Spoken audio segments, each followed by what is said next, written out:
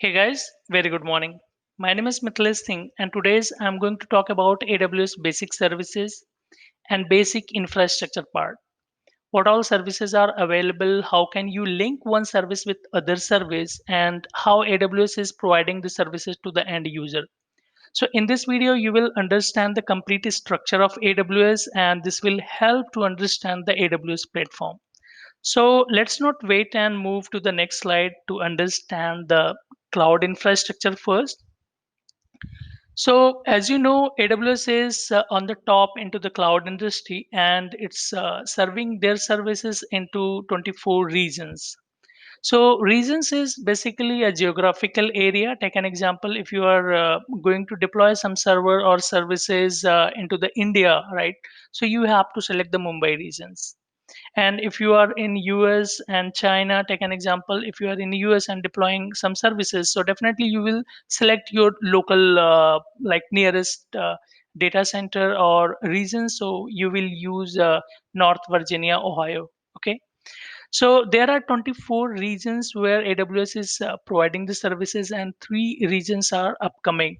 So from the console, you can verify what all regions are upcoming. So in the blue, these all regions are active, and in the orange color, so you can simply go and move your mouse over there, right? You can see the name, right? So it is Spain, and here you can Jakarta, you can see the Jakarta and Osaka, right? So these are three regions which is about to come. And there are 76 availability zones in all these 24 regions. So availability zone is basically a data center. Okay. So each region has at least minimum two availability zones. So it may be two or more than two, right? So this is the data center where you are actually deploying your like virtual machine and database. So there are 97 direct connect locations. So what is direct connect? Basically, it provide a dedicated VPN line or connection from your on-premises to the AWS. So it is a dedicated line and give the very fast speed. So there are total 97 direct connect location all over the world, right? Which you can use to establish the connection. So the next service is edge location and regional cache. There are 205 edge location and 11 regional cache servers AWS is offering into the different countries. So what it is and how does it work? So basically, edge location deliver content to the end user with low latency. So take an example, you have deployed some services or a website into the US and you are accessing it from the Singapore. So there is a distance, right? So huge distance from US and Singapore. So if user setting into the Singapore and accessing services which is in US location, so it will user will face the latency and slowness to access the services. So AWS is also offering the edge location you can use, and you can map your services with the edge location, but you cannot map all the services. So there are some category or limitations. So you can associate those services like load balancer, S3 API with your edge location or cloud front, and then the user will connect to their local regional cache which is in Singapore or near to the Singapore, and from there user will get the information in a faster way. So we'll talk into the next slide. How does it work? And there are more than 212 services available. What AWS is offering to the end user. So to understand this structure better, so I'll go into the console.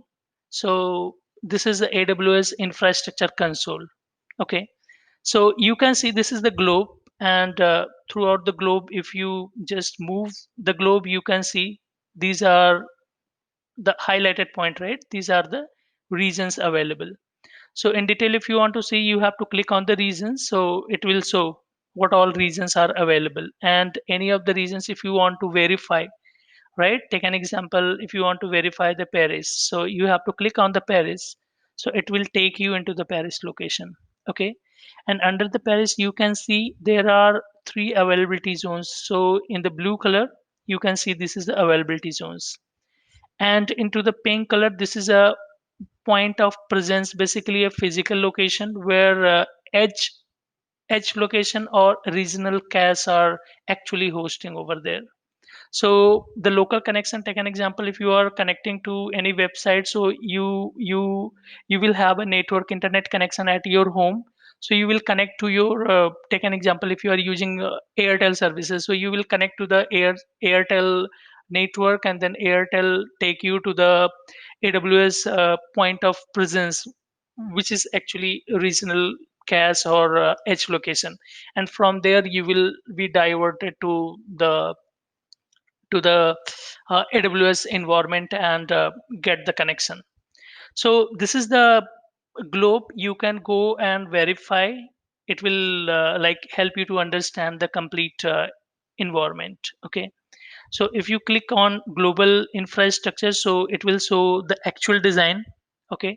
So see, this is the regions in the yellow color, and these are the availability zones. So at least you will have minimum two or three. So most of the regions have three. Maximum regions have the three availability zone. At least there are two or three regions where you will see only two availability zone, but all of the regions have more than two.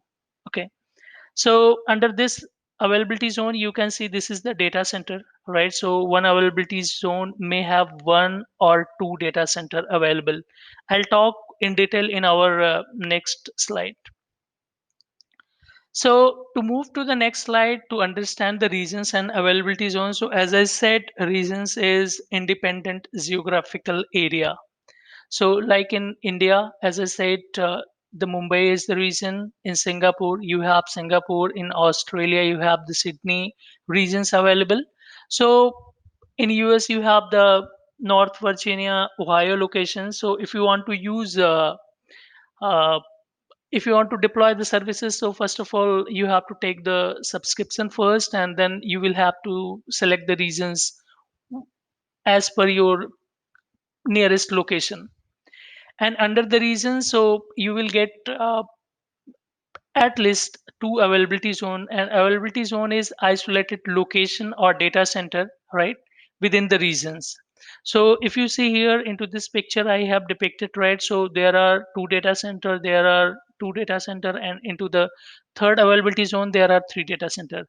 So all three availability zones are well connected with the strong network, so you will not face any issue, right? If you are accessing services from availability zone, any server, right, sitting into the any server which is in availability zone 1, and accessing from services from availability zone 2, right, so you will not face any latency. It is very strong network connection, so you will never face any problem. So the distance from one availability zone to the other availability zone is around 100 kilometer. So they are not very closed due to, right, so disaster and some planning high availability. So they are providing multiple availability zones, and which has the good distance between them, so that it cannot impact. Take an example, if there is an earthquake, right, so the radius of earthquake is limited. Okay. So it will not impact to the other availability zones which is far than the first availability zones. Okay. So hope this will help you to understand the reasons and availability zone. And in our next slide, so we'll talk about the cloud services. So this is a high level design, and first of all what you have to do is you have to take an account first. Okay.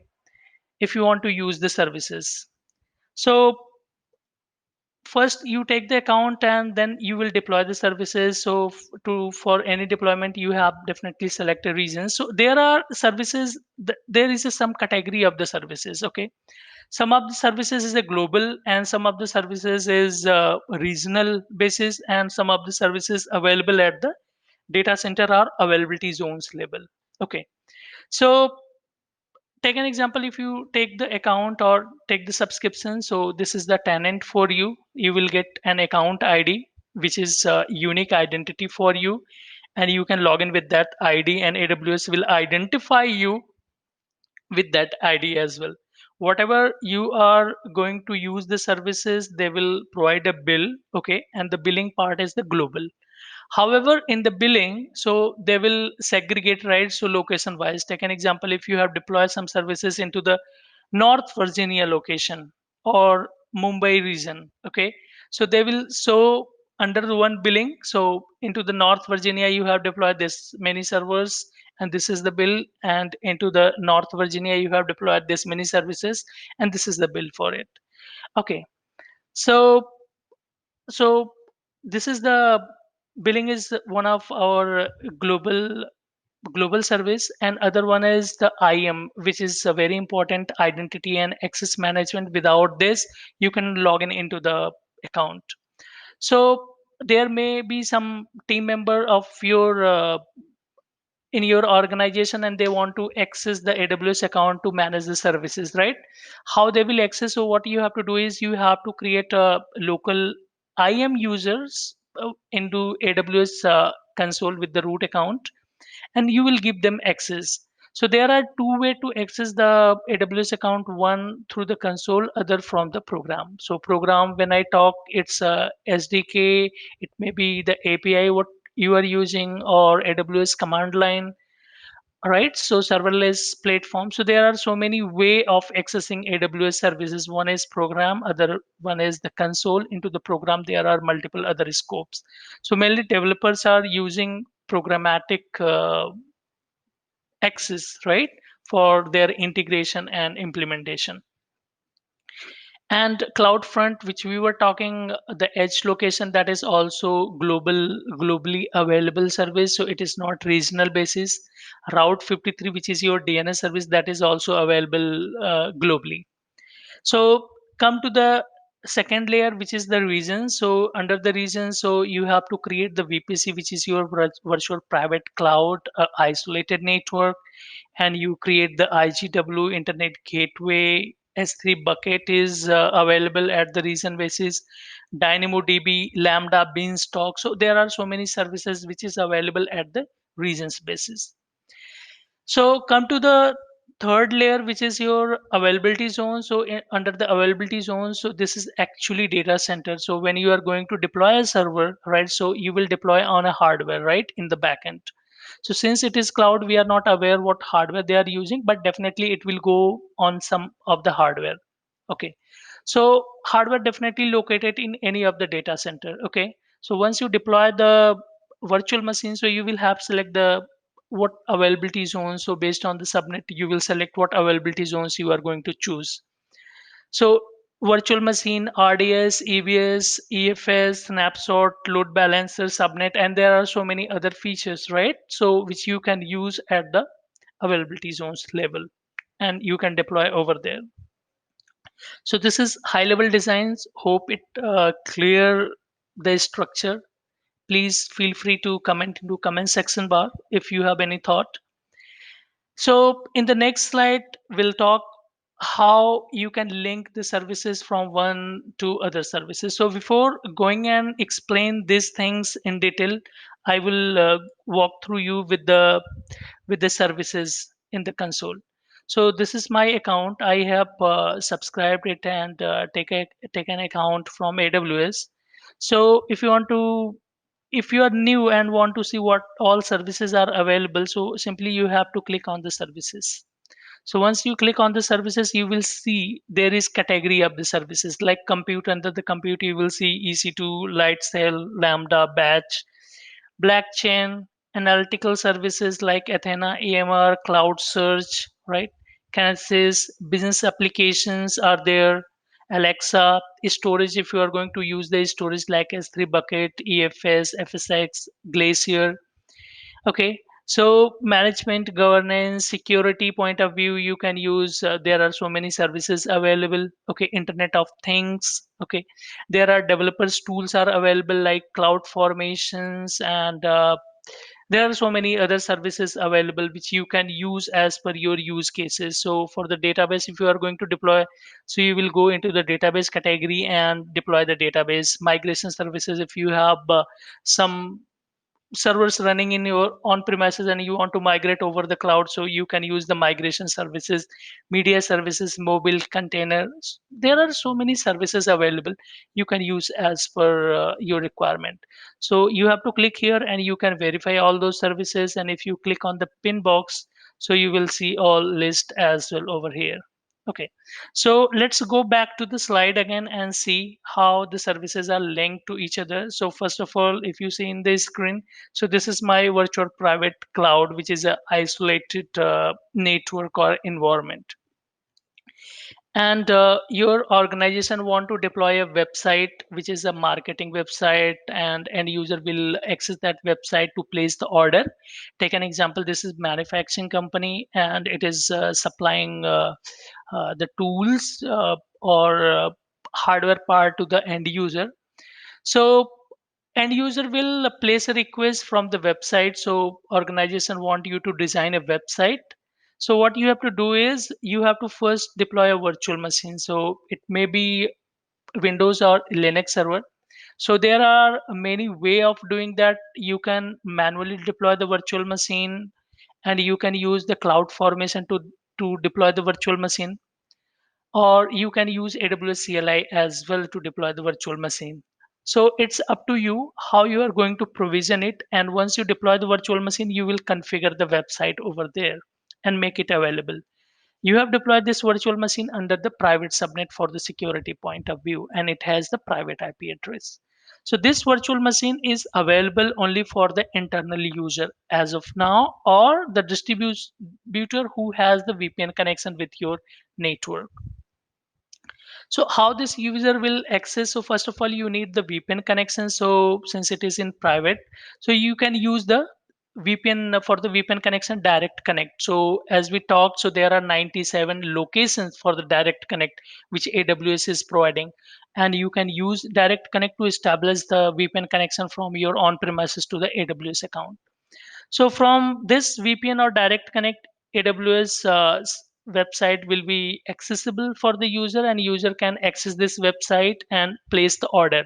So user will fill the information of the company. Take an example, this is from user from the help desk and he received some call to place the order.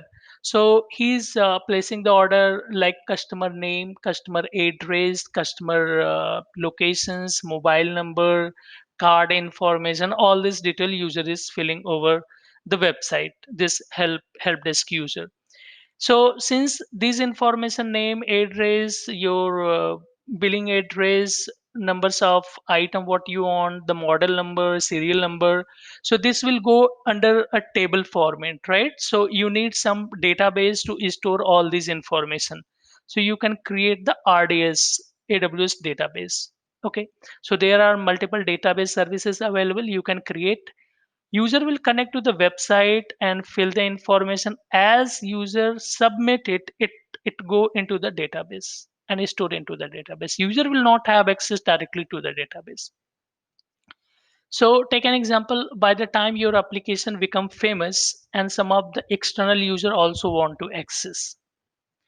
So since it's all about the money, and if you want to earn the money, so definitely you have to expand your area. So if you are planning to serve the services to the end user, so you can do, but the challenge is you have deploy here virtual machine under the private subnet. Okay, and it has a private IP, so you cannot deliver this service to the end user. What you can do is at this moment you can use AWS another service, which is the elastic IP address.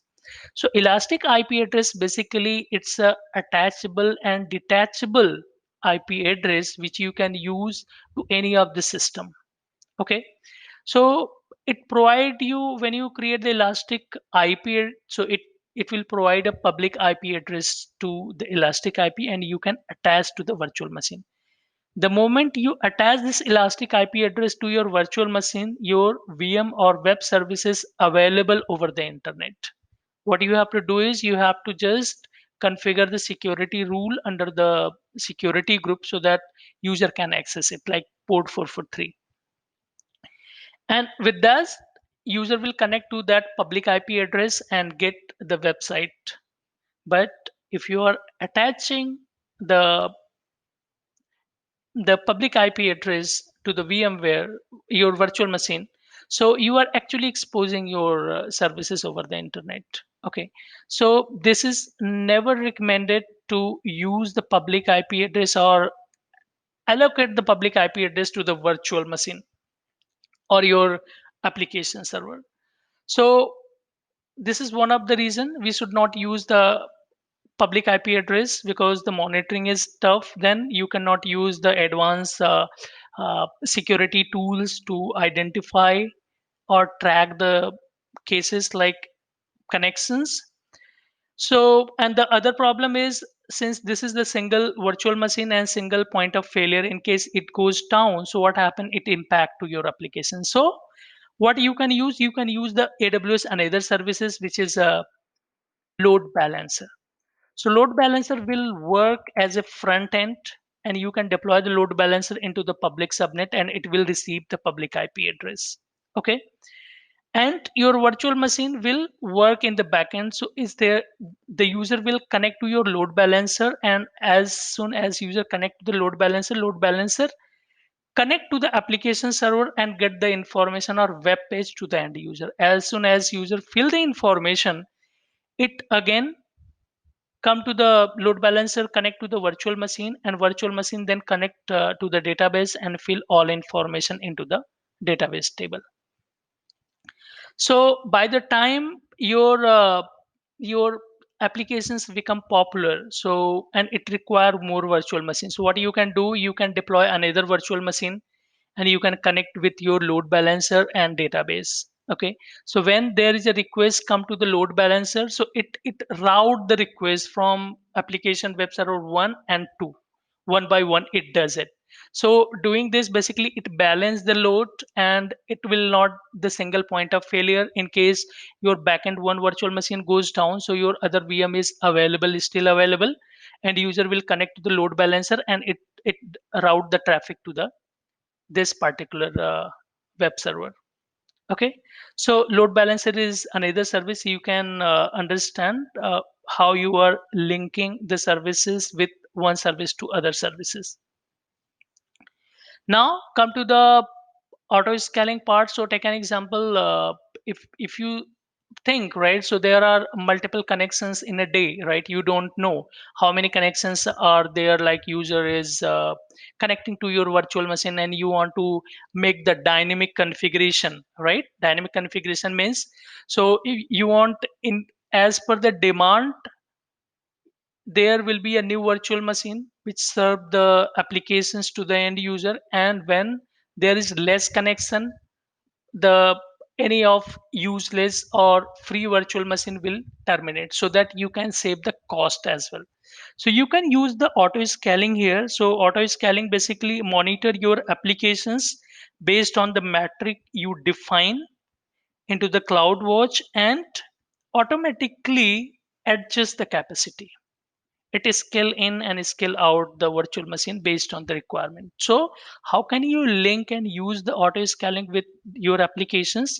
So first you have to create the configurations and the auto scaling group, and then you have to create some metrics into the cloud. So you can set the metrics. If there is a the utilization goes more than 50%, so you deploy a new virtual machine.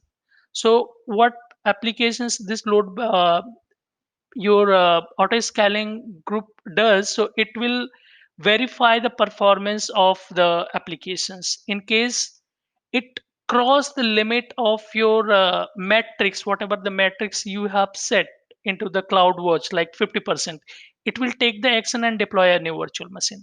So let's see how does it work.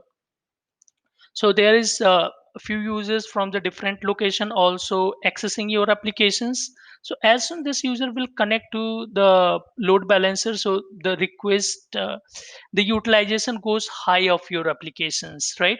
So as soon as the utilization goes high, take an example, it crossed the threshold of 50%. So cloud CloudWatch raise an alarm. It is alarming situation, and auto scaling group keep monitoring that metrics. What is the status of my metrics, whatever I have said? So it's a, okay, it is 50%, so this is alarming situation. And the moment when it see the alarm, it deploy a new virtual machine under the same load balancer and connect it with the database. And if there is new request, so this user will connect to the load balancer, and load balancer route this traffic to the new load balance, new virtual machine. So this is how auto scaling will increase the capacity. And take an example, if there is a less load, so one of the connection goes down, not one, so there is less load. Okay, few of the users disconnected from the application because they're done with their job. So as soon as you release the connection, so usage also go low. Okay, and auto scaling group also monitoring. Okay, so we have set the capacity. If there is load more than less than 40%, then take the action and terminate the virtual machine which is not in use. So how auto scaling will work for you, right? So you can link with your load balancer to manage the capacity automatically. Now, the next thing is, so your applications become more popular and users are accessing from all over the world, like India, China, US, Japan, right? So you have deployed your application into the US location, this load balancer and web server, and user are accessing your applications from the Japan. So there is huge distance from the Japan to the load balancer, which is in US location. Okay, so if user connecting from the remote location, so there will be a delay and latency. Since user are paying for you, they will also expect the fast connectivity without any trouble. So how can you do that? So for that, what you have to do, there are several way of handling such kinds of situation. Either you deploy the similar services into that location where user belong to, okay, and manage the application over there as well. But your applications are very famous and user are accessing from different locations. So are you going to deploy the services in all the locations? No, that will be very tough. Okay, but how can you handle this situation? So you can use here cloud front or edge location. So edge location is physical locations which is associated with presence of point of presence. Okay, and it works as a cache server. Okay, so in the cloud, if you go and if you are want to use the edge location, so you have to use the cloud front services. So you have to create the distribution point. So this cloud front, what does it do? So it will basically will work as a target for all the end users. End user will connect to the cloud front, and cloud front will associate it with your load balancer or S3 bucket or API gateway. So here I'm using the load balancer, so it is associated with it. So this is a sense first time user is trying to access this applications, right? So in this case, you will provide the URL of the your cloud front to the end user, not to the application load balancer. And you will associate this load balancer with the cloud front. So user will hit to this endpoint, right, which is cloud front, and it will connect to the, as soon as it receive the request, it will connect to the origin, and origin is the load balancer. And based on the request, your load balancer will connect to the application server and give the response to the CloudFront. So as soon as CloudFront receive the request, take an example, this user is from the India.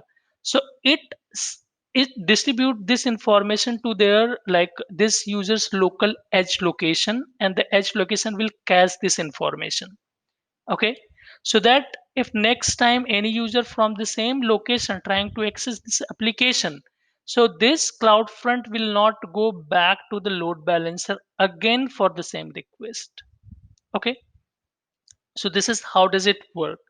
So take an example from China location. If some users are connecting, so it will basically, this user will connect to their local regional cache or edge locations. From there, this will connect to the origin server and get the response from there. And user from the Japan or any other locations will also connect to the CloudFront, because you are providing the endpoint to the user of the CloudFront, not load balancer. Okay, And if there is any user, take an example from this Japan locations, from like local site, right? From this user's locations, there are some other user are trying to access the same applications. They will again connect to the this CloudFront, and at this situation, this CloudFront distribution point will not talk to the load balancer for the web page or the services, whatever the basic services. It will deliver the content to the end user from here, and end user will access it. If there is anything new which is not accessed before and user are requesting, then the CloudFront will connect to the origin again and serve the services to the end user. So for your information, any streaming media or like Netflix, YouTube, they are using the CloudFront like heavily. Okay, because if you are take an example watching a movie or watching a series like Hannah series, right? From some users are accessing from watching this movie on Netflix, right? One of the movie, and the same movie this user also trying to watch. So what happened, they will connect, like since it was connected first, so it pick the information or movie content from the origin, store into the cache. When the new user come, so new user will connect to the edge location or distribution point, right? Whatever the local edge locations are there, and they will get the same content from the edge location. The edge location or distribution point will not connect to the load balancer or application server in backend to get those content. So doing this, basically it improves the delivery of content to the end user, and also there will be a less impact to the applications as well, like it will not increase the utilization of applications. So how you can link these services together, and take an example, if you want to back up your database, so there are many way of doing this, right? You can use AWS backup services. You can use AWS automatic backup features, which is already available into the database property. And if you want to also use the S3 bucket for the backup, right? So you can use the S3 bucket. Okay, so you can simply take the backup into the S3 bucket, and then if you want to like increase the retention period, if you want to keep the backup more than 30 days or 6 months, however company is not doing this, but if there is financial uh, applications running and this is a mission critical data or critical data, right? So you can use the S3 bucket, and then from here you can create a life cycle policy and move this data into the Glacier, which is a very cheaper database. Okay, so this is how you can use the S3 bucket. S3 bucket is used for like your IoT types of applications or any analyticals applications for the backup. And there are so many like way of using S3 bucket. Even for the static website, if you want to use the static website, so you can also use the S3 bucket and connect with the CloudFront, so that will be the target for end user, and for the CloudFront your S3 bucket will be the origin. So we'll talk about these things into our next slide or next video. Okay, so to understand the static web hosting of the S3 bucket and association with the CloudFront. So whatever the services you are using here, right? So all those services are connecting with the cloud watch. Okay, so your CloudFront is also associated with the CloudWatch. Whatever the activity, take an example, performance goes high, less, you are doing some transaction, you are storing some information over there. Okay, you have rebooted the server, so every records are going and storing into the CloudWatch matrix. So guys, that's all in today's session. So I'll prepare another video for other services. So I hope you enjoy this video. Please feel free to comment, share, subscribe, and give a thumbs up, guys.